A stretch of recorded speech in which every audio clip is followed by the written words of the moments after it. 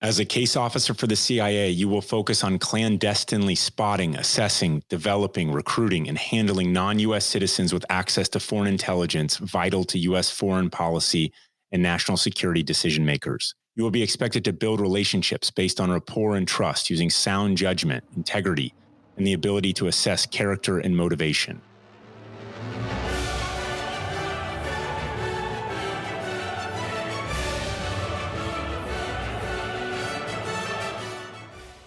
Case officers spend most of their careers serving in multi-year assignments in a variety of overseas locations. All case officers address a highly diverse and dynamic set of intelligence requirements on country and region-specific issues, as well as transnational issues such as counterterrorism, counterproliferation, and cyber. That's part of the posted job description of a case officer for the CIA. Welcome to episode 2 of Glorious Professionals, brought to you by GORUCK Media. Our guest today is not a guest at all. It's Emily McCarthy, a former case officer, wife, mom, full-time glue for everything at GORUCK, and the love of my life. So on this episode, Rich is taking point, and I'll mostly just sit back and smile. She's got a great story to share. It seems appropriate that our second guest on the Glorious Professionals is Emily McCarthy, the original inspiration for the first GORUCK rucksack. I've known Emily for several years, but recently realized that I really don't know much about her background or what roads she's traveled to get where she is today. So welcome, Emily. Thank you. Glad to be here. To help me understand and to help the listeners understand, where were you born and where were you raised? Well, right here in Jacksonville, Florida.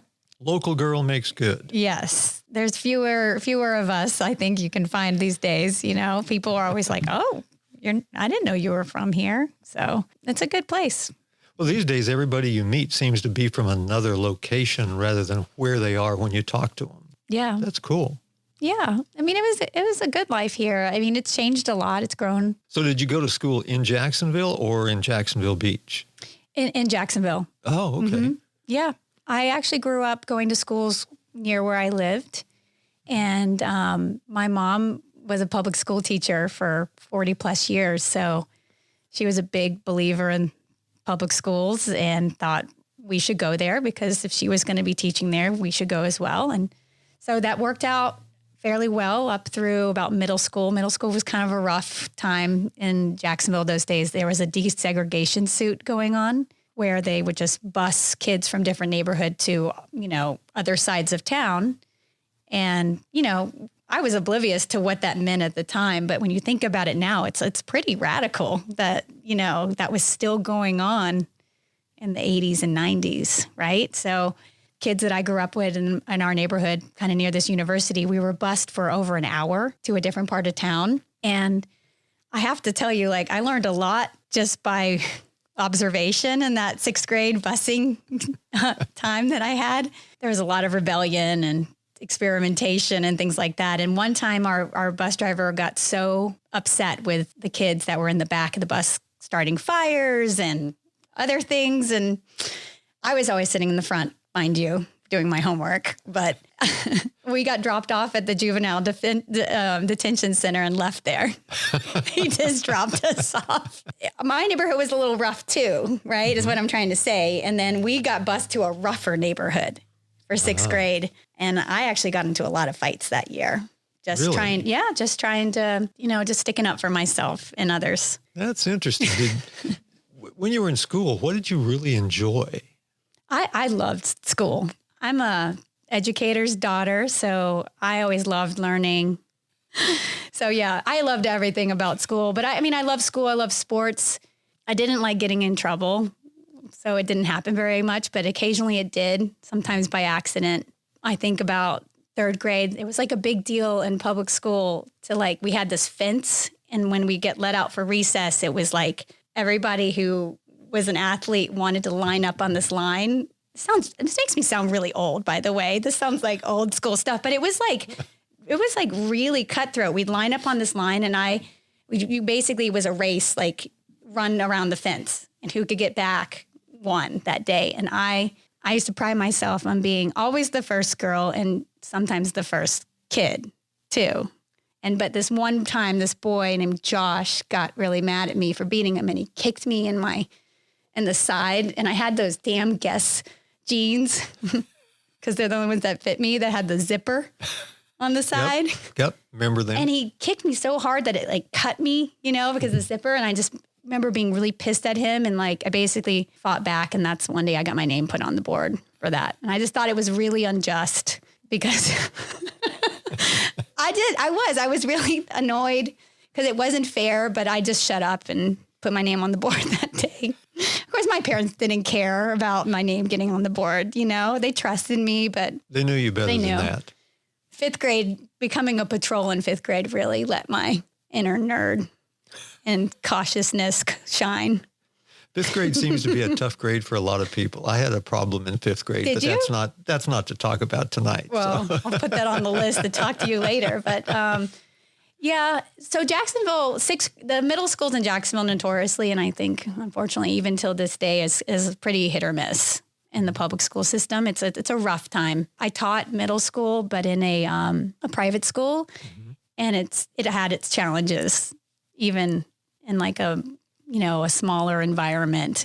But yeah, middle school in Jacksonville was kind of a rough time, but I ended up going to private school for the last 3 years. And that's where I met Jason at the private school where he was already at. And it was a big shock to my system, to this new school, because on one hand, it was to me, it felt like a utopia.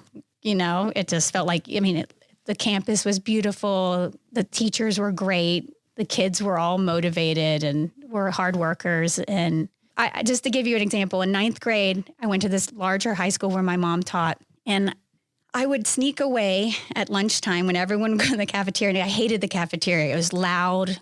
People would pick fights with you. The food wasn't good. You'd have to it just was a lot of drama, girls eating ice because they didn't want to eat real food, stuff. And I'd sneak away to the library to just have some quiet, eat my lunch in the bathroom because you weren't allowed to have any food in the library. So I'd eat my peanut butter and jelly in the bathroom stall real quick, just total weirdo, right? And a rule breaker. Right, I guess. I don't know who else was doing it. And I'd go in the library and I'd be the only one in there. And the librarian would be like, oh, there's Mrs. Dent's daughter, And I'd do my homework, or I'd read a book or prepare for my next class because I'd build it in that I'd have this time. And so my first week at the school where Jason and I met at, I was, I'm going to do my thing, right? That's what I do. I go to the library during lunchtime. So I ate my lunch quickly, went to the library. And plus I didn't know anybody at this new school. So I'm just going to go, focus on my work. And I went in there. I couldn't find a seat. It was full. I was shocked. I was like, what? Holy shit, I'm going to have to work really hard here, It sounds like you really found your tribe at the new school. I did in some ways. It did take a little, it wasn't that easy. Sure. You know how that is. Sure. It was a little hard to break in. But at least they had the same general mindset that you did as opposed to the schools that you came from. It did feel like, raising the bar. The first part of that school, I would come home and say, I felt like it was take medicine. I knew it was good for me, but it was hard. It was, socially hard. But I knew it was worthwhile sort of thing. But eventually I met people, Jason was one of them. He was one of the first people I met. I met other people who are still my best friends. And then eventually it was like a slow roll. I just collect another good friend every semester, but nothing crazy, nothing like it was back in public school where I knew everyone, grew up with everyone. Everyone knew who my mom was, being at the school and everything. I was like president of my freshman class and, stuff like that. But see, my senior year, everything changed because I finally agreed to go out for the cross country team. I was wondering if you pursued athletics when you went to the new school. I did play tennis. And then, is there anybody in Jacksonville area that hasn't played tennis? I know, right? It seems like everyone I've talked to has played tennis. Yeah, this is a tennis state. Yeah. So I did tennis and then I played soccer, but soccer wasn't really my game. Wasn't that skilled in it, but I was a good runner. Mm-hmm.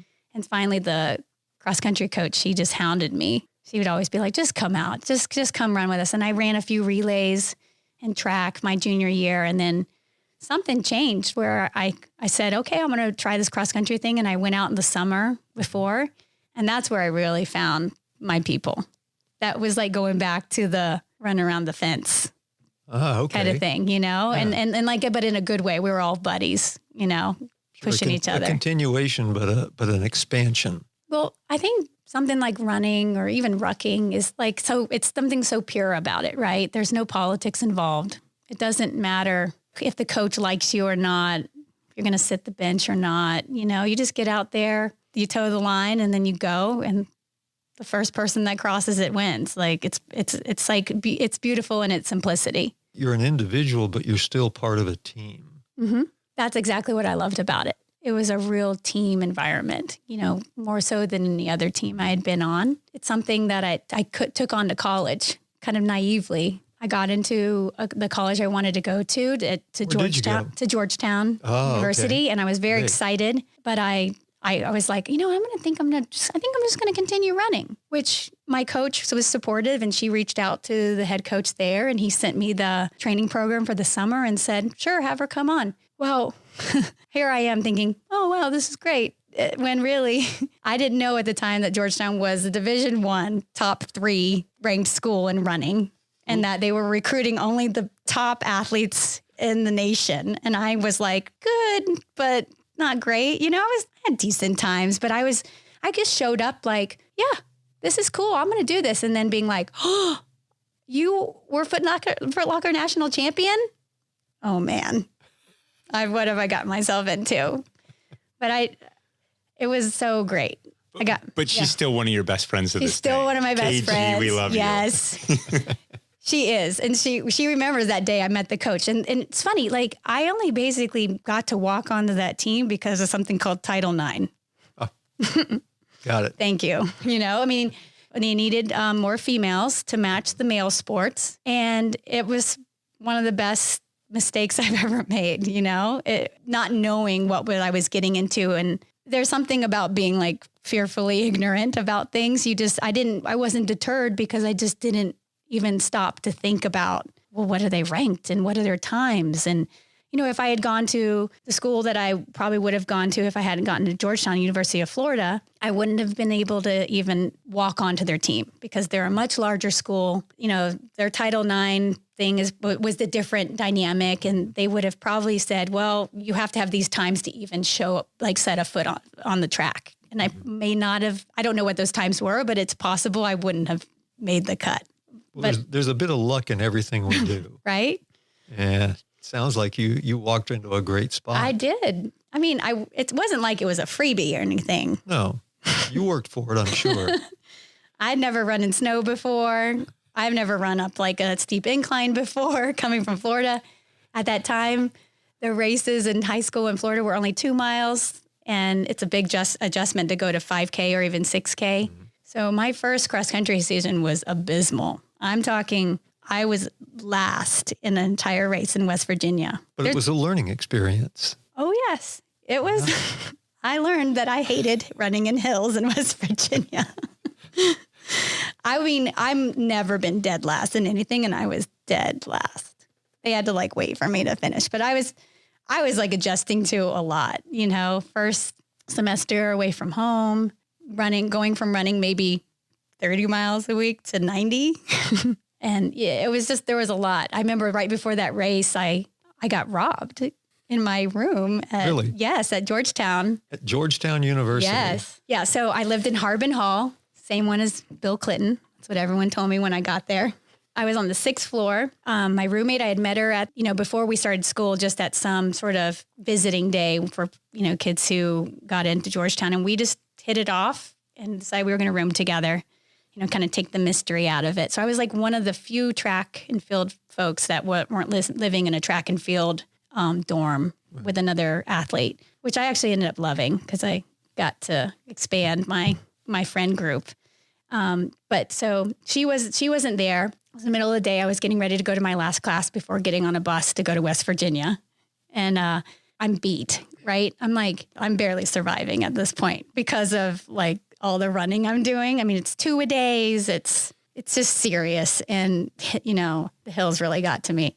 So I'm lying on my bed and I didn't lock the door because it was like, middle of the day. We're all like in this, dorm situation, and the door opens and I think it's my roommate, and and then she's not, it doesn't sound like her. So I open my eyes and it's this guy and he's dressed up like a FedEx delivery guy.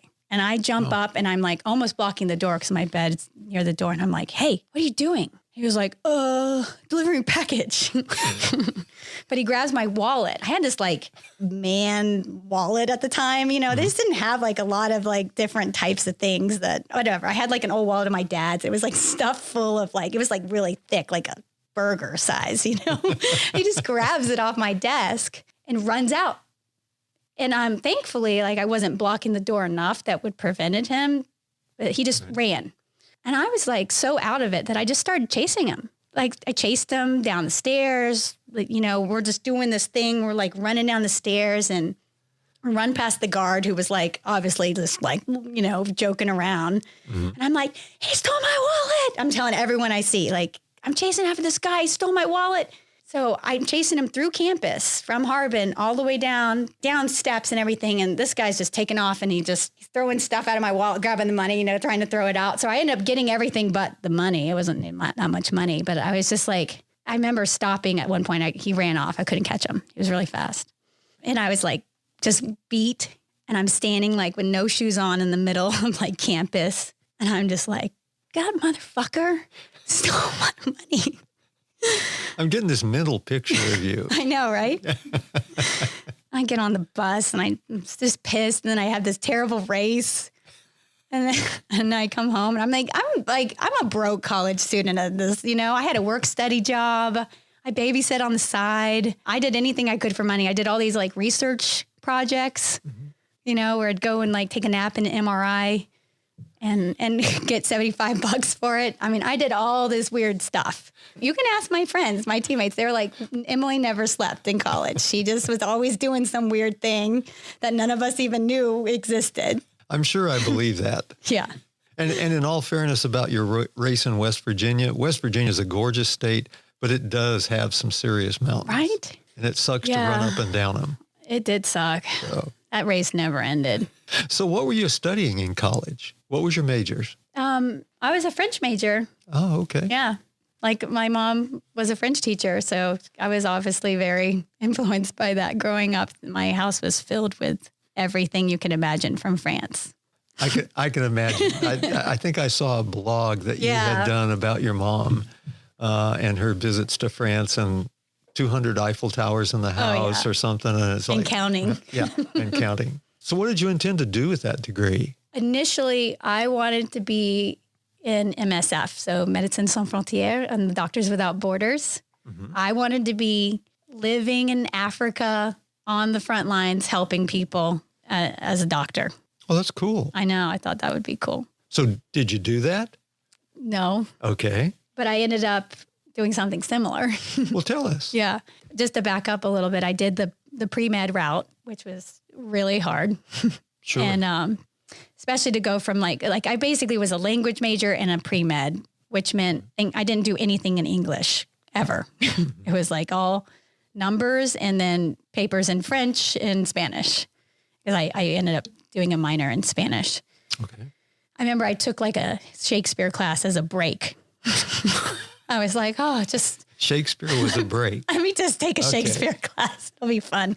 It was a great class. That was right when Harry Potter was coming out. And I didn't read Harry Potter till much later, but my teacher was like crazy about Harry Potter. He was like so rich, just like Shakespeare. So I took a lot of pre-med courses and struggled through. I mean, they were hard. I took organic chemistry one summer, chemistry 1 and 2, all condensed into one summer. Ooh. You don't really appreciate that unless you've taken Orgo. It was a fun time in retrospect. I met one of my best friends in that class. She was visiting from Princeton. We were both kind of doing the same thing. We decided to do the pre-med track like a year later, so starting our sophomore years so that you have to play catch up because it's pretty rigorous. It's a lot of chemistry, a lot of physics, a lot of biology. You have to do certain math requirements as well. So did all that, took the MCAT my senior year. The drunkest I ever got in my life was after that MCAT. It's an 8-hour test. I didn't know what a beer bong was, and I found out that night, and I got so drunk. I don't even remember what I don't remember much, but everyone gets drunk out of MCAT. So sounds like a great MCAT experience. It's still like hard. It's still like this long ass test. It's still terrible, I hear. So I did that. And then I was like, I didn't want to go to med school right away. I'll defer a year. So this track friend of mine, Richard Zielinski, he's kind of a kooky guy too. He was always doing weird stuff. He and I started this club at the end, like the last semester of our senior year, called I Eat Investment Bankers for Breakfast Club. That was the name of it. Okay. And we invited There's got to be a story behind that too. I mean, it's kind of what it sounds like. We didn't want to go into the rat race, right? This was 2001 in May. Well, like this was like April, May 2001. Like, oh gosh, we're about to step off into the real world.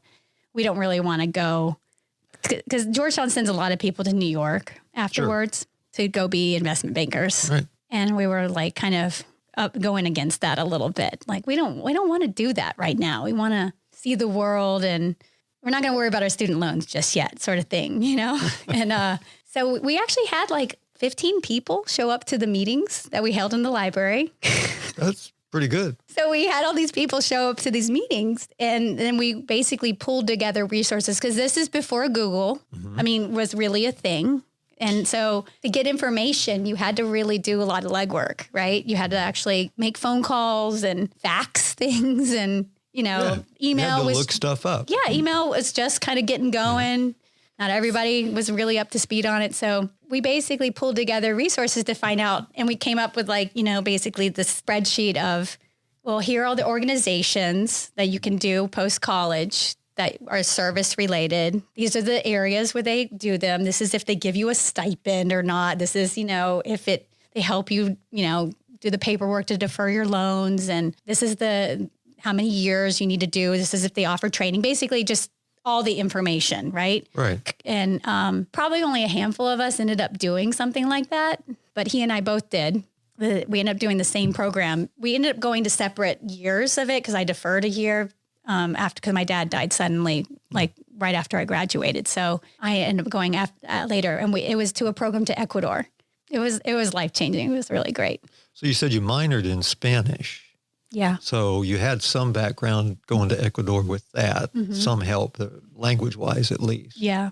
So how did you actually pick Ecuador, and how did you end up there? It was kind of random. It was basically this program. It was through Catholic Relief Services, offered a small stipend. They offered some training. It was a 1-year commitment, and there was relative freedom of choosing what you wanted to do down there.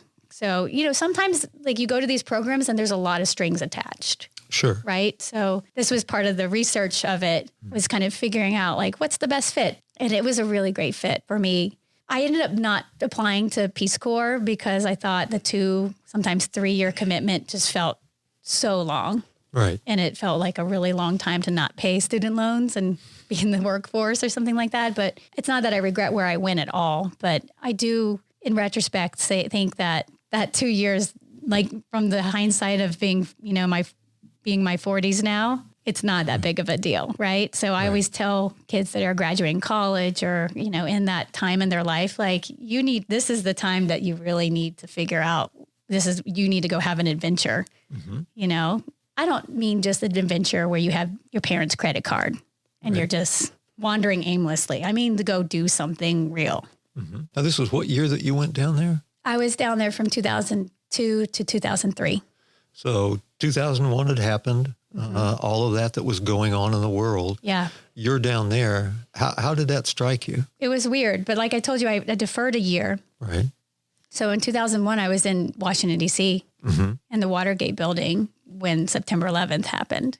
So I was kind of in the epicenter of it all. Yeah, that was a weird time. It wasn't clear to me, like, what the paths were, it's interesting to hear sometimes Jason say like he knew when that happened that he wanted to serve, and he just needed to figure out how and where. Right. Yeah. And for me, it was a little more circuitous. I was a little unmoored from having lost my father and then deferring that year. And it's like I set out to go to Ecuador, and that was a dream deferred. And then it took me like the better part of a year to get back on track to that original dream. So I did that, and it ended up being a really good choice, even if only because I had already put the work in. Sure. And it was like a known quantity. And it was an interesting experience because it was living in like an intentional Christian community, which I was the most apprehensive about. Because I didn't know, am I joining a cult or, what is... Not that they were by any means, No. but I mean, you're always looking. Right, exactly. When I first got there, we're getting to know each other. We'd spent several weeks in Scranton, Pennsylvania, getting trained at a Jesuit, at the John Carroll University there, Okay. Jesuit University. Sure. And that was weird. The training was interesting, but nothing like I had ever done before. There were several like silent retreats we had to go on. Did not go well for me. I was like, I don't want to be quiet. What's going on here? And I remember I went to a polka festival. I never been polka festival. Yeah. Like, in Scranton area. Sure. So, sure. But finally got to Ecuador. I'm thinking John Candy here. I know. Yes, Yeah. exactly. That's what it was like that. So we got to Ecuador and we're getting to know each other. It was myself and 7 other Americans. Most of us right out of college. Right. And then there was one director who had spent some time there already. But we kind of rotated jobs in this house that we had. I mean, we cooked for everyone one night a week. We had chores, typical roommate kind of stuff. Sure. But then there was also the whole sort of religious element, the prayer.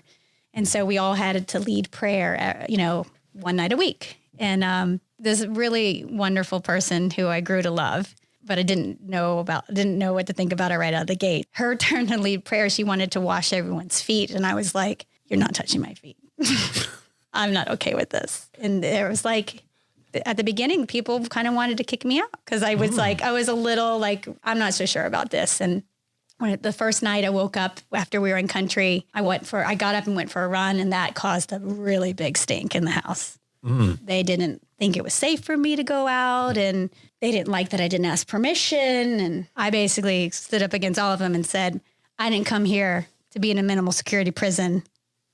So we eventually worked things out. I eventually let Jill wash my feet. By the end of the year, people can change. And the funny thing is, like, after that, initial, like, oh my God, what is Emily doing going outside by herself in Ecuador?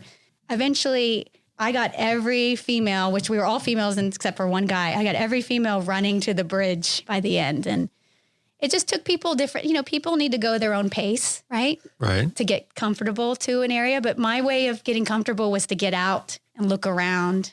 And it felt to me that like early morning, I wasn't being a total like reckless person. I was going out and kind of making concentric circles. Being thoughtful about how you did things as opposed to just doing something for I was shock one of the value. few people that wasn't robbed while we were in country. And I think my theory, and you can say you can think what you want, but my theory is that it's because I really got to know a lot of people there. Not only people trusted me and I trusted them, but I also, from those trusting relationships, was able to apply the knowledge they gave me to more dangerous situations. Like we were outside of Guayaquil in Duran, and we had a sister organization in Quito.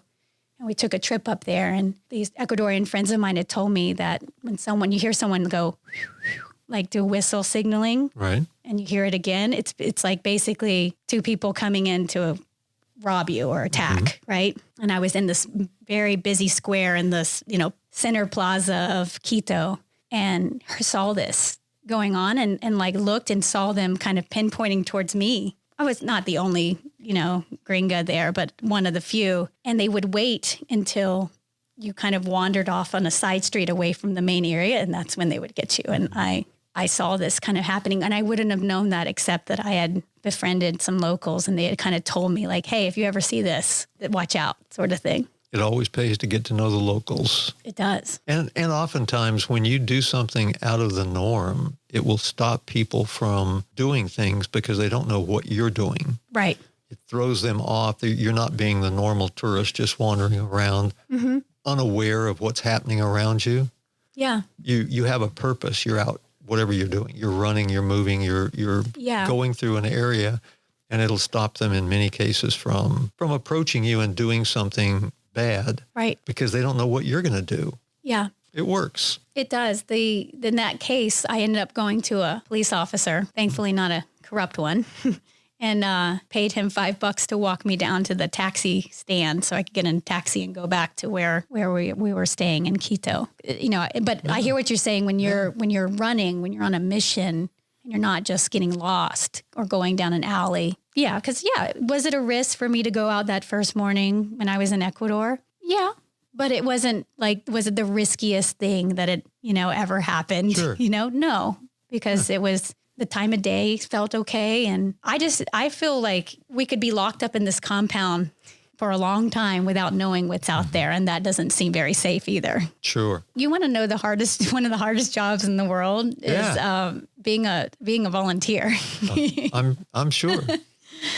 I mean, 24/7, it just never stopped. And it really was a complicated sort of problem to tackle. And that's where the kind of that intentional community that we had really started to pay off, because we did ask ourselves the tough questions. We worked through a lot of things and we didn't have answers for everything, but this idea of how do you help people? I mean, are you really helping them by giving people money?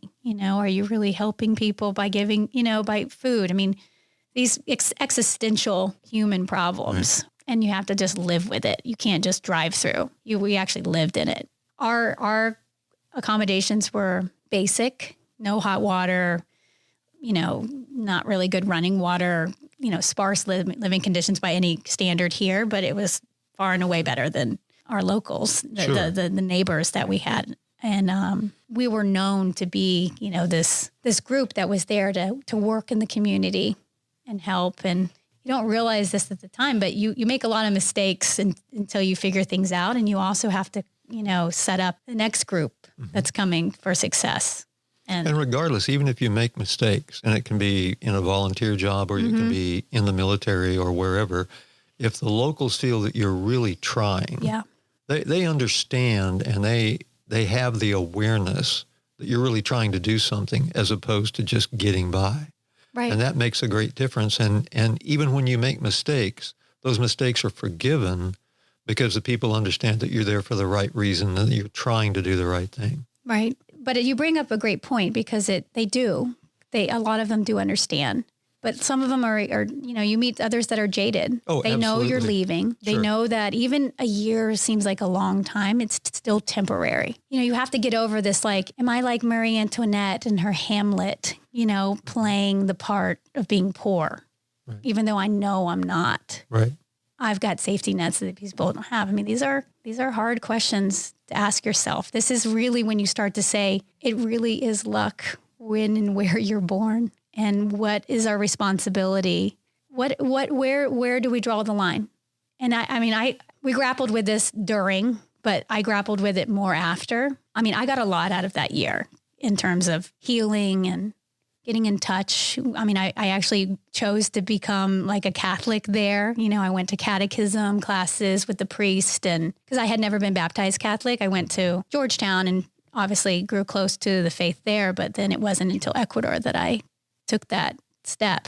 Interesting. Yeah, as an adult, which I think it's not usual for a Catholic, to do that as an adult, like in other religions. But it was powerful, and it shouldn't matter when. I don't think it does matter when. I like having the choice. Yeah. So it was really, I got a lot out of it, but then I had to come home, culturally reacclimate. What happened when you did that? When you came back to the States after that year down there? I got one quick story. So we both ended up just being back in the States at the same time. People always accuse me of, you were just chasing Emily around. I'm not above that. Right. We did actually happen to just be back at the same time, and we were at a grocery store not too far from where we went to high school together. And all of a sudden we had just a normal package of green grapes you would go to any grocery store and find.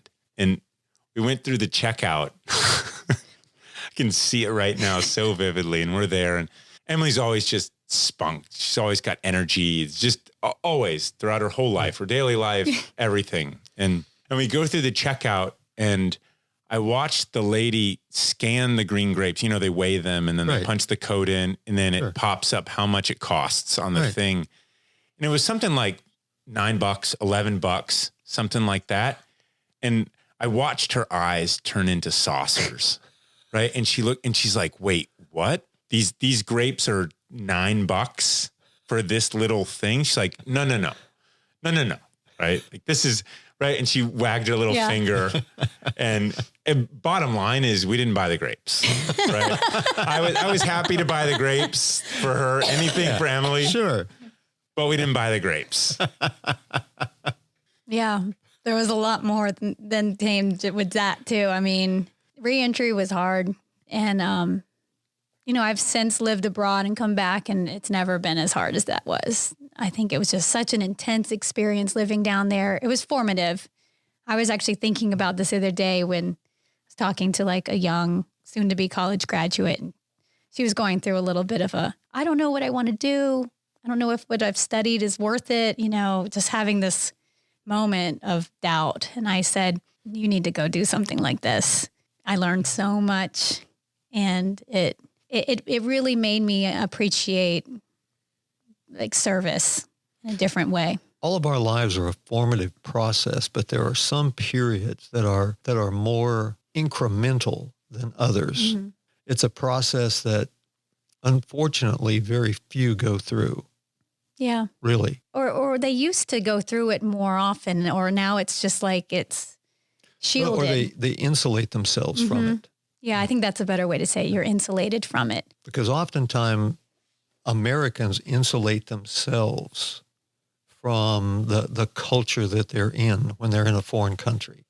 And that's unfortunate because you lose so much by doing that rather than learning about the people and learning about the culture and learning about the country, the history. These countries have terrific histories. They've got histories going back farther, way farther than we. But people just ignore that.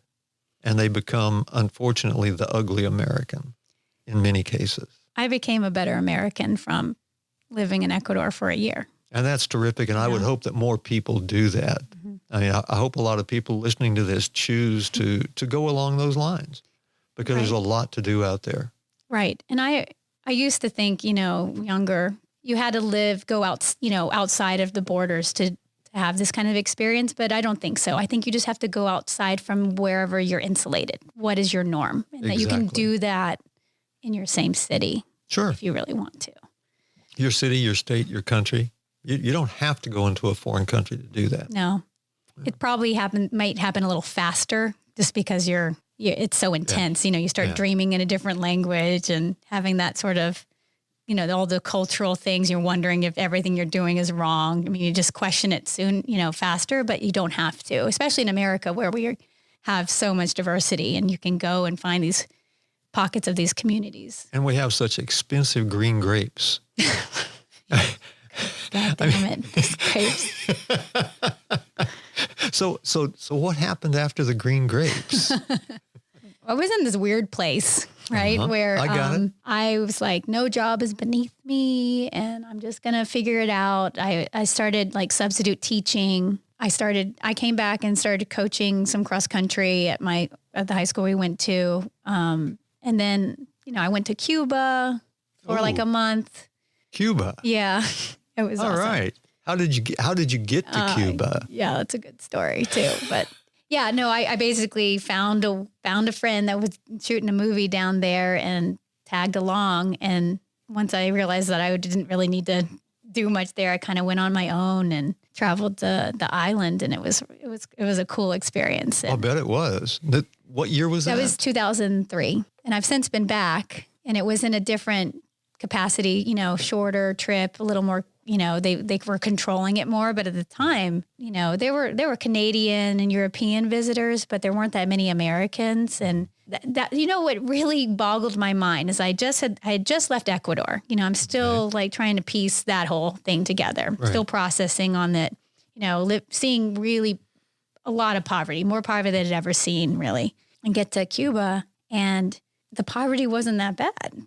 You know, it was everyone had nice teeth and they seemed healthy and the kids had nice uniforms and they all went to school and they all had access to health care. And I was like, what? It really threw me for a loop at first. I'm like, what is going on? Like, what are they doing that's better than Ecuador, right? And it's like, you don't see advertisements anywhere. There's nothing to buy, Right. It's a very strange experience. And, towards the end of my month-long journey, I had talked to a lot of people. You stay in people's homes. It's called censados, and they have double rations of food if they have, people staying at the place. But it's like a state-sponsored Airbnb at the time. Yeah. And I learned a lot just from observing and talking to folks. And at the end of it, my conclusion was like, it's better than the poorest of the poor in Ecuador, but people don't have the choice to choose. And that, I think I don't know. I don't know what people in Ecuador would have done. Like, would you rather be able to speak your mind? Are you really free when you're that oppressed from poverty? I don't know. Sorry. It's complicated, but at the end of the day, I came back and I was like, no thanks, communism. Right. Right. I mean, it's sure. Not that great, Yeah. I mean, it really was better than like I said, the lowest rungs that they had in Ecuador at the time where I lived, but I don't know. I wasn't a fan. They had some great old cars down there. They did. Yeah. There's some terrific old cars. Yeah. But again, you're right. They don't have the choice. I mean, I met this gorgeous optometrist, this female doctor, and she told me that she basically would earn like $1 a week as a doctor, but she could earn a lot more as a secretary for a Canadian company. It was just kind of mind-boggling to see. I think you really felt it with the younger folks there. They wanted more opportunity, more choice. This wasn't their revolution sort of thing. It kind of jades your sense of purpose. Wow. So when you came back, what did you do? Like I said, I started subbing. A friend got me a job as a lab tech at the school, and I was just cleaning beakers. I've got a mental I'm a Georgetown graduate. Beakers. Volunteer, basically came down, and here I am just cleaning these beakers for these kids' laboratory. And the breaking point for me, and it's like I was kind of in this nothing's beneath me. Like I'll do this job, and I just need to earn money and work. I've always liked to work, and I just took what came, I was doing like 10 odd and end jobs. But the breaking point for me when I finally was like, no, this is a waste of my time, was when the head of this lab at the school came to me and said that I needed to go clean out the rat poop in these rat cages for this. I'm not gonna cuss. This spoiled brats science project. And I was like, if it's his science project, he should clean out the rat poop. And she was like, oh, well, no, I'm like, this isn't in my job description. And she was like, well, I'm putting it in there. And I was like, well, I quit. I did that. I was like, done. Good on you. I just thought that was the most, and it wasn't that I wouldn't clean the poop. It was that it was beneath that kid to do their own work. And that's like, I was just so annoyed and disgusted. I mean, I'm also like 20 something, I have a lot of idealism, but I was like, you piece of shit, I was so mad. So after that, I was like, I can do more with my life. And so I had actually met up with Jason at that time, and I was like, all right, so you tricked everyone and joined the army on the sly, Good on you. I didn't really quite know what that meant at the time. Mm-hmm. And we weren't really together, but, he was like, you should apply to the agency. And I'm like, I don't know. I've never thought about that before. Why would I do that? And he was like, well, I know a little bit about the process. Let me tell you more about it. And he started telling me more. And I'm like, I still wasn't sold. Mm-hmm. Well, you remember, right? I wasn't sold on that. I was like, maybe they'll like me as a language teacher, right? Yeah, I didn't get involved into what you would be doing there, but I remember we went to the Players Cafe. Yeah, for breakfast place. For breakfast, yeah, and it's a greasy spoon, and I mean, I don't know. We sat there for a while and just chatted. Yeah, and it was a long breakfast. But I had just gone through that whole process and decided kind of not to go really through with it because I needed to go join the military. And yet we weren't in touch all the time because you couldn't be back then. No. Right. There was no texting Emily in Ecuador or any of this. It didn't exist. No. None of that. Letter writing. I didn't have your did I write you in Ecuador? You said, you did. I did once. Yeah, you did. You're right. Yeah. I called you once. Once in a year? Once in a year. But so at that point, this guy was really, But we weren't really together. Yeah. So we were friends, but you're, remember you've got the little credit card size calling card and you've got all the dial Yes. numbers and you got to go I've to a had lots of payphone. those. Yeah, I Right. gotcha. And so you're playing that game, and that was a way to save a lot of money. yeah. And so, you came back and we were back at the same time and we went, it's like, hey, what are you doing? And it was post 9/11 was just weird. Yeah. It was I know very, you went for grapes. Yeah. that's one story of many just of what those days were like. And it was just sort of, it just post 9/11 was weird. Yeah. And so went and I had been through that process living up in DC and we were both kind of there at the same time ish. And well, I went through this whole process at the agency and you would be perfect for this. And you should definitely go do this. You like to travel, you speak languages and your country needs you. Yeah. And it was really just that simple. Yeah. Yeah. He told me that and he planted a seed, even though I wasn't sold on it. Like I was like, no, I'm a teacher, at that point, I think I'd gotten an offer to teach full time at the middle school of the school that he and I went to. So I was kind of like, well, maybe I was intrigued. So, I ended up applying for a language teacher position and I applied to a few other places up in DC because I thought, I really like DC. A lot of my friends were still there too. So I was just like, what do you, when you're in their 20s, you're like, what am I going to do next? The world's your oyster. You're kind of just saying, well, go where the wind goes kind of thing. So I put some applications out there and then I remember getting a call and it was like, cause they left on I was living in my mom's house. Mm-hmm. I remember there was this message on her machine. She was like, you got some weird message and you need to check it. And I always hated listening to those messages. You have to go through all of them. And so I listened to it and I didn't understand it. And I listened to it several times and it didn't make any sense. Yeah. I finally was like, could it be what that place I applied to as a language teacher? I was like, oh, maybe they want me as a language teacher. So call back and do these phone interviews. And there's this whole long process and there's stories for another day on all. There's a lot that went on. It went on for about 2.5 years. So, but essentially what it was the start of the background check and the interview process to join the agency. And this is post 9/11. So there was a lot of hiring going on. I found out at some point in the process that they didn't want me as a language teacher. And it's kind of like with Jason. It was like, you think you're going in for one thing and then they say, no.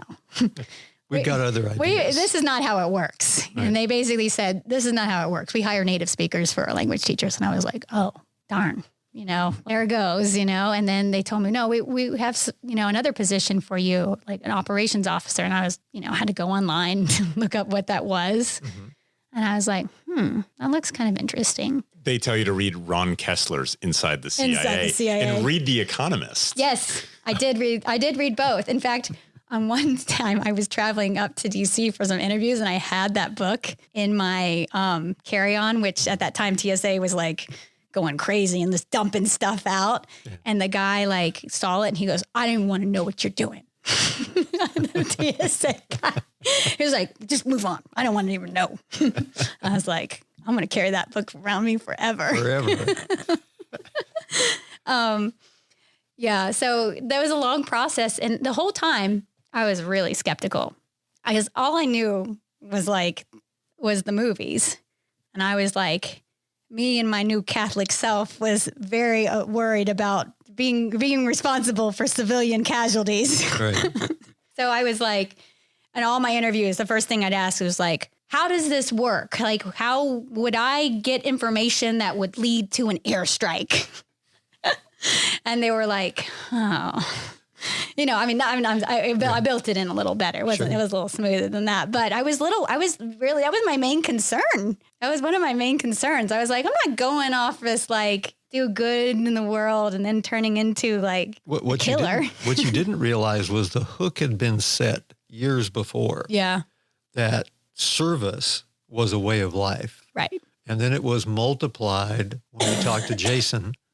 So additionally, service to your nation and service to the world. And I'm sure that having known some of the folks that do the recruiting and things like that, they were gently playing on that. Yeah. And Well, and they set me straight and they were like, listen, it's not all like that, sort of thing. And I was like, okay, I feel better about it. So as I went down, I actually think it's not a bad idea to be skeptical about something, Not. It made me ask questions and make sure I really wanted to do it because. And that you knew what you were getting into. Right. For the most part. Yeah. I have to tell you, like, I think it was just the time in terms of being post 9/11 and stuff. And it's like, do you have a pulse? No, more than that. It's like, do you have a pulse? Do you speak a language? Can you, are you coming out here trying to be James Bond? And I was almost the opposite. I was like, pump the brakes. I'm not sure about this. And I don't know if maybe that was like comforting or made me, a good candidate or not. But one of the most remarkable parts of that whole process was this one guy that I met. And it was like, I walked away from this meeting being like, I think I'm in, because he was like, let me tell you 3 things. Don't cook the books. Always protect your source. And basically like be there, watch out for your other guy or something. Watch out for your teammates or something. And I was like, he had just been grounded. He had been in Afghanistan, had a heart attack, and they told him like, you're medically grounded, and he was pissed to be doing what he was doing. So he just like, I'm pushing you through, this is what you need to do. And I was like pretty encouraged by that. I thought that was cool. He didn't brag about what he was doing. Yeah. But that's a pretty interesting process. Yeah. I've got this mental picture of you going through this process with everything else that you've been through at that point. Right. That and your skepticism, because a lot of people at that time that were applying to the agency weren't that skeptical. They just wanted in. They wanted to be James Bond. They wanted to be the person that called in the airstrikes. They wanted to be the person that shot somebody. Not that the agency shoots anybody, but but. There was a lot of people that wanted in for the wrong reasons. Some of them probably made it in, but more importantly, people like you that were skeptical that had the greater good in mind, that you wanted to serve your country, but with a modicum of thought and intellect, at least. So when did they actually tell you, okay, you're in? So they don't tell you. Okay. But I knew after that interview, I was like, all right, unless something really bad comes up. Because at that point, the background checks had come around the second round. I remember getting a call from a coaching friend of mine. He's like, they're asking really, really personal questions about you, Emily. I was like, what'd you say? He's like, all good things.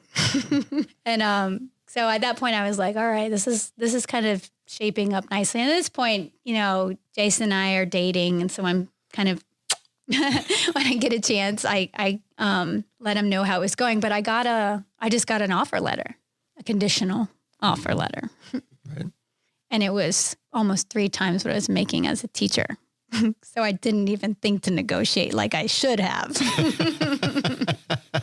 Like I found out everyone else did. But one of the best part of it all, because I don't know if it was my experience, but I was right on this cusp of the age of being, it's almost like an junior category and then like the real deal. And I ended up getting, luckily, in the real deal category, right? As opposed to experience based. I think so it you was. had something, you weren't just fresh out of. I think that was it. College. Although, having been amongst my classmates and colleagues afterwards, we couldn't, like, there wasn't, it was a little hard to tell. Some people who were older than me weren't. And we were always like kind of laughing at each other, like, you got put in the baby bin or something, You get, it basically just lengthens your timeline.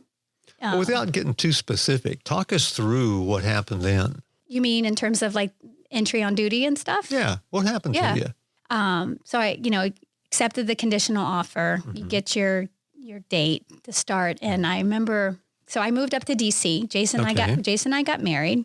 Ooh. And I move up to DC, and the plan is to live at his aunt and uncle's house in the DC area, which at the time, they don't live there anymore, but it was very close to where I was going to be working, and which I thought was awesome. But, nobody knew anything about it. So it was kind of like funny because they were always like, how can you just pop in? It was like their children's school was nearby. So I would just like pop in for things. They're like, how do you do this? Sort of thing. In retrospect, they were like, oh, now it makes sense, But I remember filling up my VW Passat. I was filling it up at this gas station, like right before I needed to go through the gates of Langley for the first time. And I was nervous, and I'm in my suit, and, it's like it's a beginning of a new era, right? And I'm filling up at this gas station. And I remember this woman comes up to me and she's like, oh, are you a new EOD? I did not know what she meant. I was not sure. I didn't put two and two together at the time. And second, I was like, shit, like they're already spying on me. Someone's after me, and I don't know who it is. And I just was like, what are you talking about? And she just like looked at me and shook her head. I mean, she knew, right? And it turns out she was, I think I saw her in the hall later on, but, get in, you go through like, your typical sort of like onboarding stuff. And it's a process in itself to be there. But you basically spend the first part getting to know the ropes a little bit in general. And then if you're in the, like I was saying earlier, like the time, you spend more time at headquarters if you need. So I spent a little bit of time like on a desk, but quickly went into the first part of training. And that was really fun. And I got to meet a lot of great people. And they tell you at the beginning of this, like, you'll never forget people in your class. And at the time you're like, what are you talking about? But it's true. After you go through it all, like there's like a really special bond, because you spend more than a year often like going through a, training program with them. And it's there's not, you're spending a lot of time together. So the first part of training and then back on a desk. It's actually funny. I went back to an area on the desk that was, an area where I'd spent some time already in my life. And it's funny because during the process of, they asked me a lot of questions about my trip to Cuba. I can imagine they did. I had to have a lot of special meetings because of that. But in the end, I was like, I think I gave you guys lots of good information, because I had brought my like guidebook and all the names and all the pictures and all the places where I'd stayed. And I just remember the guy sitting across from me just being like, taking a lot of notes. Busily writing away. Yeah. Yeah. What was it like the back and forth between headquarters and, Camp Perry or... Oh, right. So Langley is at Langley, and then you're bouncing back and forth, but everyone knows that you're going to somewhere else. Oh, right. I mean, that's your job. Yeah. So another cool thing is that at the time, I don't know if it's still like that, but probably similar, but at the time they had all these language bonuses. Of course, at the top, was like your Arabic and your hard languages, your Mandarin, Farsi. And then, Russian came next, and it was ranked in order. And it had strategic importance, but also, difficulty. Difficulty, sure. And so, I'm coming in with French and Spanish, and I'm feeling a little like a kindergarten teacher or something, And that was kind of like how I was known in my group. I was known as like the teacher, because that was my background. But the great thing is that I tested out of those languages, for not a native proficiency on the scale, but, you're working proficient, and then, you're the next level too. So I got a bonus, and I thought that was awesome. And it also was really cool. So you go through, different portions of the training, but when I did go down to the farm at Camp Perry, I spent a lot of time, because Jason was doing his own training. We actually graduated from, respective trainings within a week of each other. Wow. Yeah. Cool. I got to go to his, but he wasn't invited to mine. I can understand. And because she loved me so much, she actually had to miss a course in rifles. Yeah. So she missed the long guns Missed the long course gun. at Camp Perry because she came to my graduation as a Green Beret. So Yeah. the pictures that we have were on the first time you wear your Green Beret and all that stuff. And it's me and the love of my life right there, right? She could have been shooting long guns, but I nope, know. nope. I think I would have gone for the long I know, guns, right? I know. but, what the heck? They told me I could do it later, and then they cut that course out. So I should have taken it while I could. But you only graduated as a Green Beret once, honey. One of Jason's favorite days was when he was able to come on to Camp Perry as my spouse for Spouse Day. Oh, Spouse Day. I want to hear about this. It's like, set up kind of old school, like, it probably was used to be like, like these kind of all male clubs. And then one day a year, they allow the women to come on. Right. So it was still a little bit, I don't think they do that anymore. But at the time, they still kind of kept these traditions alive. They don't? I don't think they do. Anyway. To frame this, though, it was on the heels of a trip that we took to Busch Gardens in Williamsburg, Virginia, right? And we went, and it was just crazy, chaotic time. I mean, you think that your norm is normal, but it's not normal. What we're doing. I mean, I'm becoming Green Beret or whatever. She's becoming case officer for the CIA. Anyway, in our training, we went to Busch Gardens. She got a hero dependent necklace, right? We showed up. It's like half price. It's great. You don't make a lot of money. It's half price. These places, God bless them. I hope that's the way it goes, right? And I still have that necklace. It's in my desk right over there. It's not because it's anything more than just so funny. Such a memory that we had together. And so, so we flip it and I end up at Camp Perry and she has really, really experienced people in her class as well. And they were kind of in the military. And those are the ones that I gravitated toward. I mean, one of the Delta Force commander and all those things. And they had it was introduced to me as the guy who took out Uday Hussein. I was like, whoa. Right. And he became a good friend of ours and still is. It's not, he lives somewhere else and it's not like we, barbecue every weekend together, but I would do anything for that man. Sure. Right. And so the point is like, once you find yourself in these circles, you love these people. Right. And they're very easy to love. And that's what's so cool about it is you keep pushing and you find yourself in these circles. And so anyway, I remember though being the spouse there and I was actually sitting next to his wife and we were in this kind of sort of an auditorium, a really small one at Camp Perry. And it was just for the spouses. And then they kicked everyone else out. Right. And there was a lot of females in your course. So it wasn't. I was going to ask. It was more about mixed. That. Yeah. We'll get back to that. It was maybe almost 50-50. I mean, there were a lot of females. And so there were a lot of husbands and a lot of wives and all that stuff. I mean, you couldn't be, boyfriends and girlfriends. That's not a thing. Right. Like everyone's got those. You're not welcome on base. But so I remember asking this question and I was like, well, cause we're still really new at this and naive and trying to figure out our way. Like, how do we serve best and how do we actually, it was a lot easier than asking, the people in the Army questions because that doesn't go well. Right. But, I asked one of the guys, I'm like, how is a girl? And what I was thinking of was, my wife, how is she supposed to operate in these places where women are not even allowed? You're treated like furniture or less. And how is this supposed to happen?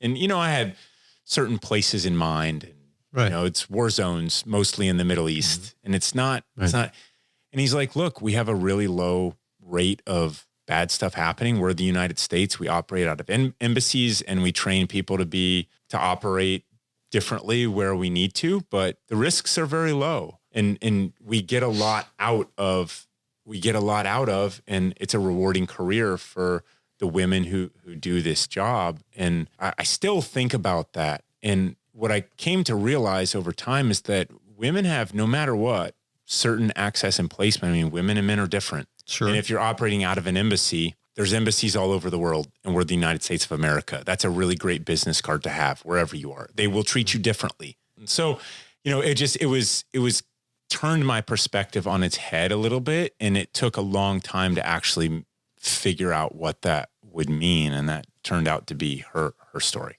Right. Well, I want to go back to something that Jason brought up, and that is the number of women. Now, the OSS, even from World War II, when it was first conceived, had women. Mm-hmm. There were women that were operating in France with the Maquis, Virginia, I can't remember her last name. Hall, right. Virginia Hall. Correct. She was one of the premier ladies and kept doing it even during the Cold War, after World War II. And there have been several throughout. But he said you had 50% in your class were women? No, to come to think about it, there were a lot of women in my class, and I found that to be really awesome. And there were, I mean, it weren't just any women. They were naval fighter pilot women. They were, you know, women that came from all sorts of backgrounds, business backgrounds, and traveled a lot. I mean, it's so funny. Like, I felt, it reminded me of when I showed up for the track team in Georgetown. I was like small fish in a big pond. And I felt the same way, you know, when I first arrived Camp Perry. And I think that's it makes you humble. It made you swim really hard. Makes you work really hard. Yeah. So sure. I felt like I was like, oh man, I'm just a teacher. I have these namby-pamby languages. I got to work extra hard. And so. But that's a good thing. Yeah. I worked really hard. Ultimately, that's really a good thing. I don't know if this is true, but I was told I had the best area fam of anybody there. Bingo. And I had instructors tell me that they had me find restaurants and food that they didn't even know existed, and they had lived there for several decades. So, cool. You know, but a lot of that was, I didn't have a family that I was like going back to every weekend. I mean, I saw moms and dads making it work. They punch out their cables and what they had to do, and then they get back. And I was just in a different phase of my life where, you know, Jason was oftentimes unreachable. Mm-hmm. You know, he's running around the woods, Camp McCall or something. And I just spent my weekends looking for great sites and found a lot of them. And in the meantime, found a lot of great other parts for operational activity. And Jason occasionally came up there, and, you know, I'd make him do this stuff with me. And, sure. You know, it was just really that kind of, I'm running and I don't know how far everyone's behind me, you know, and I'm not even going to look kind of thing. And I ended up doing well in the training. And what was more exciting for me was enjoying it. Well, you were able to develop your independent focus. Right. And that, I'm sure, served you well later on, whereas a lot of others don't do that. Right. Yeah. And there's, you know, different phases where you do things as a team, and then there's times you do things autonomously. And I liked both of those. You know, and some of those modules are built to weed people out, you know, to see what they like or not. And I got to do this trip for a week, and, you know, you basically have a weekend to pound the pavement, do a lot of, you know, foot surveillance routes and picking sites and setting up meeting points. And I just found it super thrilling. I loved walking around the city like that. And, you know, I walked so much, and it was like terrible weather. It was like pouring down rain, kind of not great, you know, temperature. And I walked so much just to get as much area fam as I could, that I had to go to Chinatown and get like a foot massage. It was like the first time I ever did that. It was super weird, but I was like, this is awesome. And after you wouldn't let the girl wash your feet, I know. You got see how massage. Things change. But it was weird, but I was open to it, and it kept me going through the week. Like, it allowed me to like do because you have to do a lot of walking. Oh yeah. All your SDRs and everything else. So, it was a lot. Sure. So anyways, I have to tell you just a quick story about graduation day, which Jason couldn't attend, but it was a big deal. It was a really cool ceremony on the apron. It's a very cool experience. And I wish apron? Well, it's where the apron's where the planes land. You know, it just felt really intimate. And I've actually heard since then they don't do that anymore, but wish I could have taken a picture, but you can't. Right. And then after that, it was like a reality TV show. They called everyone up and gave you an envelope, and that told you where you were going. And it was just... The game show envelope. How cool. It was so cool. It was like so exciting. And I remember I opened it up and I got this place in Africa, and I was like, yes, I'm so excited. And this is when it was this big surge at the time. And, it's either Iraq or Afghanistan. Mm-hmm. And at the time I was like, I don't know how I feel about this, but if I have to go, I want to go to Afghanistan. I don't know, just with how I was feeling at the time, right? That's how I felt too. I just didn't have any, there was no choices. Yes. But I remember you volunteered. I did. I volunteered because you could put your name in it. And I just was like, you know what? Time-wise, he's not here. Like, I don't have any kids. Let's do this, right? Game on. But I deep down, I didn't think it was the best use of my skill set being, having French and Spanish and all these other places. But, I really wanted to go to Africa because in the really early days of my training, this great mentor, his name was Bill. I asked him, I said, what, if you could do it all over again, what would you do? He's like, small station in Africa, because you get to do everything and you'll learn so much in that first year. So I kind of was, I thought that sounded really sexy. And I was like, that's kind of what I want to do. So in the back of my mind, I was like, okay, I'll volunteer, but I really want to go to Africa. And when I got Africa, I was so excited. There it was. But it was just an intense moment because I'm sitting there like, yes. And then these other people are opening up things and they're crying.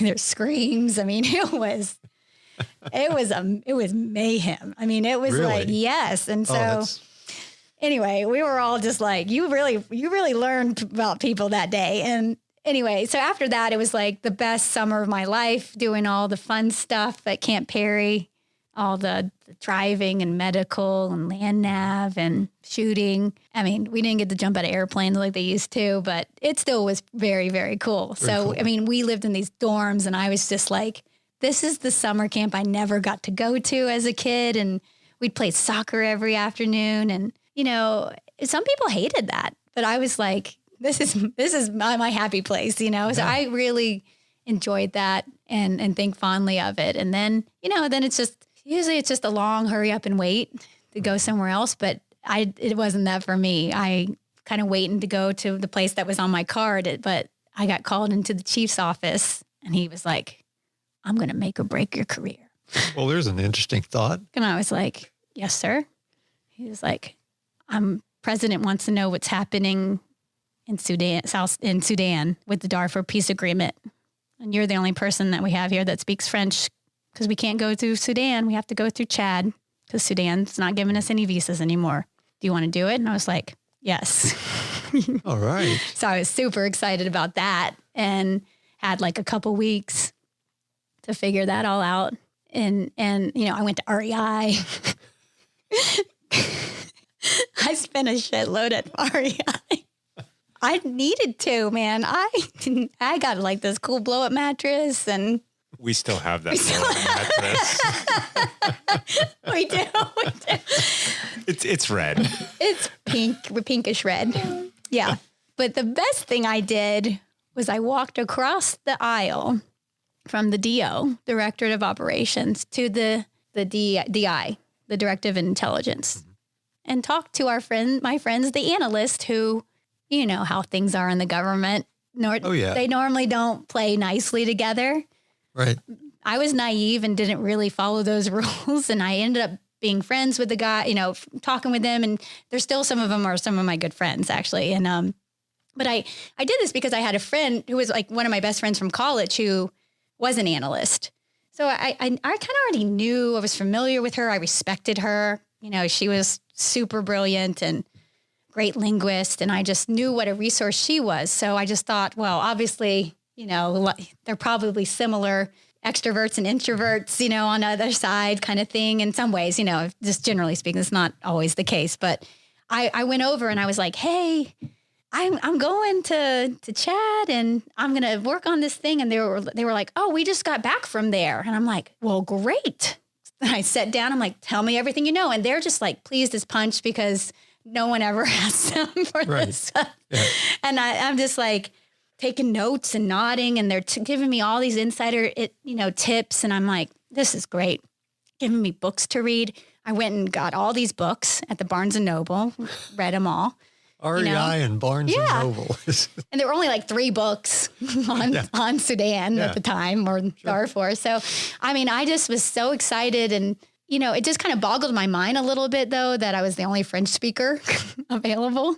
That's just how French wasn't seemingly that important. But here I was, like the first one out of my class to actually go out and do something real, and after training. People had done real stuff before that. But everyone was shocked. They would see me. They're like, I heard you're going to, it was like a big deal. And then I went out there, and it was kind of a crazy experience, but the intent was to find the Sudanese rebels and ask them why they left the Darfur peace agreement. Mm-hmm. And in my mind, I was just like, all right, check. Seems like I can do that. And I got there. I quickly realized there were a lot of different cast of characters that my worst enemies were going to be my own people that were going to keep me from doing this. So it became several weeks of finding the right people internally, and then building off of those relationships to leverage them to get to where I needed to go. And I ended up sitting down and drinking a Pepsi with about 14 Sudanese rebels on the border of Sudan, eastern Chad. And again, no pictures. I could not. I wish I could have, because it was like from a movie. We have one picture.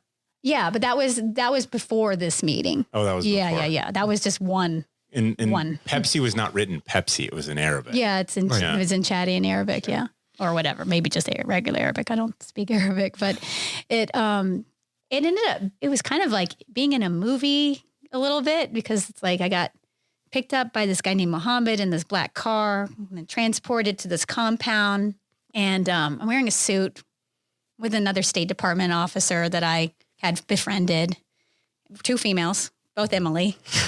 And we go to this compound. There's very, very young soldiers that greet us with, the bullet belts and, some heavy machinery pointed at us, and walk into there, and we sit down, and, Sudanese, they speak English. So they spoke English. And I just remember being like, can you tell me why you left the Darfur peace agreement? Let's just get right to it. And that's what it was. And then we had a long conversation about, the message they wanted me to deliver to my president at the time, George Bush, and a lot of other things that were difficult for them. And, the books I had read and all this stuff, it's simplistic but complex at the same time. Sure. There's good guys and bad guys, and they're often sometimes in the same people, and they're often doing for reasons that are related to basic human survival, like water, and food, shelter. So it was like shades of Ecuador, but in a whole new level of abject poverty and human suffering and violence. And I remember going back from that meeting, and we went to this bar. It felt like being in Star Wars, in the middle of nowhere. It's like where a bunch of expats, it's like where everyone came together, it's like all the traders and the NGO workers. And I don't remember what the name of it was, but it had the best French bread. There's something about French bread all over the world that's just crazy. Okay. This like almost hummus, fava bean dip. We all got our own loaf of French bread, and we ate it all. And I wanted another one afterwards. It was so good. It was the best thing I'd eaten in that country. And so after that, we went back to this. It was just like this little room that the UN had, extra rooms for people that are to spend the night. And it's just, I used my little RAI blow up tent on the floor with my mosquito net. And I remember going outside to call Jason on the sat phone that I had. These things never worked. I was like, hey, can you hear me? Can you hear me? I spent the whole time. And then that night, the rebels were supposed to be running through where we were staying in Abashay. Mm-hmm. And I was like, I could die out here. I mean, it sounds a little dramatic, but I mean, it felt like I was so far. I've never felt so far from home. Off right? the edge of the world. Yeah.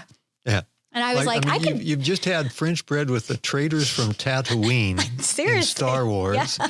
and then you're off to your hooch with REI and thank God for Barnes and Noble. I did. I had those books there. It becomes a little surreal. It was crazy. Yeah. Gotcha. And I was just, all I could think of that night, if I die in Abishai, like, how are they going to explain that to my mom? Like, what is she going to think? Like, this is going to be crazy, you know, but I didn't die. There were the rebels, if they ran through, they didn't bother me. I slept. The mattress is really comfortable. And then next day went back and, I came back and I, wrote up my reports, and I didn't think this at the time. Cause like I said, I'm new and I'm thinking this is just how this job is. And the way it works. This is a good start, right, guys? I was like, I did what you told me to do. Check. And I came back and they were like, we can't believe you found those rebels. It's one of those things, like I looked back and I actually had won the race or something, and I didn't realize that I had even, and it wasn't like I did it for that. I thought it was like more exciting if the job was just like that all the time, and I'm sure everyone's got stories like that. And there's other exciting parts. I disagree with you. I don't think people that start off like that, coming right out of the schoolhouse, if you will, have that successful in action or that successful in operation. And yet it falls back on it. The whole time I've been listening to you, I'm hearing this trait of leadership all the way through, and intellect, interest, that brings you through your time in Jacksonville, your time in Ecuador, your time in Cuba, God help us, and into service with the CIA, and then thrown immediately into an operational assignment that probably warranted a senior person, not that you weren't qualified, but warranted a senior person that would normally be called upon to go do that. And yet you did it and you were very successful. It's just continuing that line of success, and more kudos to you for that. Well, I will just add that the success I had was listening to my fellow Americans that I learned to trust, right? I received a lot of advice before, during, and after, that instance. And it was always people that had more experience and took the time to pull me aside and say, hey, this is not how this really is supposed to work. Just so you know, this is dysfunctional and you need to navigate around the dysfunction. You're bringing up something that's very dear to me, and that's called mentorship. Mm-hmm. It's the mentors that you run into in your life that have been seriously helpful to you in your career, in your endeavors, whatever they might be. And it's not just you, it's the world around. The mentors are the people that are most important. Yeah. Because they form who you become later on, and they help you adapt to situations. Right. And I think that's so important. Yeah. And I think your story just brings that out. Yeah, I think so. I mean, you can have mentors in all different ages, and it's really just about, I was willing to listen, and I was curious enough to ask, and it's like and everything's kind of like a puzzle to me. It's like, I don't really know what's going on here, but there's more than meets the eye, and I need to figure out how to meet my objective, but it's not going to be, I realized very quickly I could not do it head on. I think you brought up something really important there, and that is that there's a lot of people that have mentors, but they don't listen, and they don't ask questions of the mentors. Mm-hmm. When you think back, like, nobody told me, go meet with the analyst that is an expert on all things Sudan. I thought of that only because of, one, being friendly and from the South, you just get to know people, right? Sure. And then, but also, I had an existing relationship with someone who I respected, and then that grew. And then I realized, wow, why would I'd be crazy to go to somewhere that I know nothing about and think I can just wing it. I need to, like, not only read some books, but I need to talk to a real person who's been there. And they gave me advice that was invaluable, that allowed me the access that I needed to get to the next level, which allowed me to meet the person that got me to the next level. It's one of those stories of, like, those instances where it's like you just kept going, like Jason didn't stop with version 1 of GR1 when it sucked and he wasn't happy with it when, met an obstacle. It's like, you just keep driving forward, not to the point of insanity, right? But to the point where it's like, I'm just not ready to give up on this yet, And for me, it was like, hey, I'm here until Christmas, right? I'm not going to just sit around by the pool and be happy with that. One of my best allies, and I had a lot of allies, mentors, and people giving me good advice. A mentor can be someone who's just been there longer than you, right? Can be. And sure. When I first got to country, I was put in what I decided very quickly was the worst spot for me to be staying in. It felt like Hotel Rwanda. It was the nicest hotel in the middle of N'Djamena, capital of Chad, and felt like if you were going to have someone blow themselves up, this would be where it would be. Sure. Or, take some people hostage and whatever, because that's what it is. I actually tell people if they travel abroad, they're like, give me some advice. I'm like, don't go to these places. So I got there and I spent one night there and I felt so uncomfortable. Kept looking out the window being like, I'm going to die here. And, just uneasy. And then the next day I just was like, I got to get out of there somehow. So I befriended this State Department officer who's also named Emily. And, things happen fast when you're overseas. You either love or hate each other real quick. Luckily, we got along really well. And she said, I got this big house. I'm kind of lonely over here. Like, I wouldn't mind a roommate. We can bum around. I can show you the ropes. And I thought, this is the best thing that's happened to me, since I arrived. So that's what happened. I checked out of the hotel and I got, it wasn't like we just ran off to the rebels right then and there. We had to establish some rapport. And part of that meant we met the ambassador every morning for a run in dusty, no shade Chad. We would go really early in the morning. And, this is what you did there because there wasn't a lot of things to do. So ambassador had small detail there, keep an eye on him, but nothing crazy. He was a cool guy. And like people who are ambassador, career diplomats in these far corners of the world often are. And, a few other runners in the expat community showed up and we went on a long run. And this was really cool because I felt right at home, right? in this. Sure. And I also kept that up and kind of got in this inner circle pretty quickly. So Emily and I, the other, she was E1, I was E2, and she showed me the ropes, showed me the good places to eat, the good French yogurt to buy. Remember we bought an eggplant at a market and grilled it one night for dinner. Cool. And, she was the one who just started introducing me to all her colleagues and local contacts, and one thing led to another. And then I finally kind of popped the question to her and said, it really would be nice if you could introduce me some Sudanese rebels. So she did. Nice. Because finesse. you know why? Because she had been doing this hard work for months. And she wasn't jaded, but she was just a realist about it, in terms of what she had seen, and told me like, unfortunately, these food programs drop off food and then you see them on the black market afterwards. And that money goes to supplying rebels. So, it's really, sometimes it's hard to know who are the good guys and who are the bad guys and who are just people trying to survive. So really eye-opening experience. And we had a lot of talks. There's a lot of, downtime, and there's not a lot, like I said, there's not a lot to do. So you talk to people.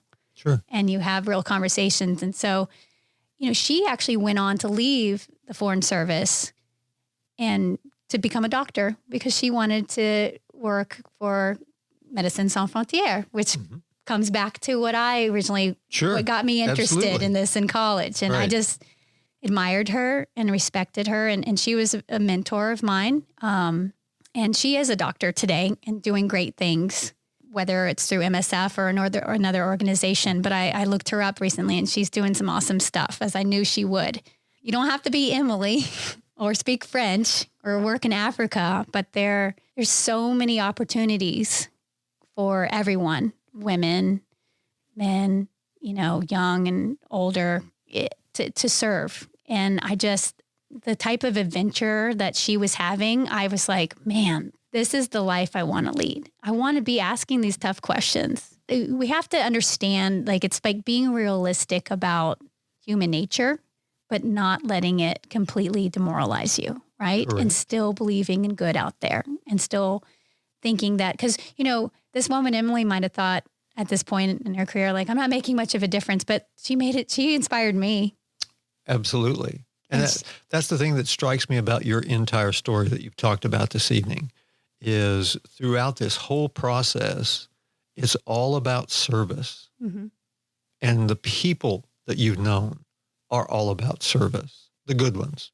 What advice would you have for people out there that feel moved? What advice do you have for those people? I find people, and I tell them this whether they ask me or not, because it's that important.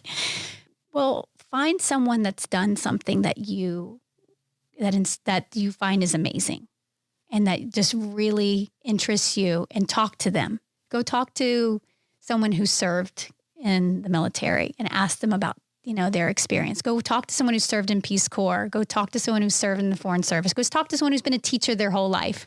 Ask them what did they learn from it, and what were the best times? What was one of their favorite moments? What was one of the worst moments? And this oral history, connecting with other generations, if we have to work at it to not lose it, right? But to ask these people about these experiences, and then if it moves you, go do it. Don't worry about the student loans hanging over your head for too long. Don't wait for the perfect time, because it's never going to come. You just need to follow your dreams and seize the day and all those things, and really do it. And then you'll know when it's time to go back and start paying those loans. I see a lot of younger kids wondering what to do next. And I was there. I know. I've been in that moment of like, I'm not sure which direction I should go. I'm really glad I didn't, stay in my marketing job in DC. I mean, maybe I would have ended up back here in Jacksonville, but I wouldn't have had these adventures. I wouldn't have had these stories, and I would have this itch to get out and do that still. I wouldn't be, I always tell people, like, the only reason I'm able to move back home and live this, kind of, it seems simple by comparison to life, because I feel like I got out there when I really needed to. And now I come back and I appreciate the democracy we have. I appreciate the running water that we have. I appreciate that my family's close by, and that, we live in a place where corruption doesn't color every aspect of what we do, and it makes me think about those other things and want to travel again. It's not like I've lost that desire, but Sure. it definitely is. I don't need to live that life so intensely right this moment, because I'm living, for my children now. And we appreciate your service, and we'll have you back. Thank you, Rich. That's a wrap on episode 2 of Glorious Professionals. I told you she had a great story to share. I'm sure it won't be the last time that Em comes on the podcast in that format. Thanks for tuning in. We'll see you next time.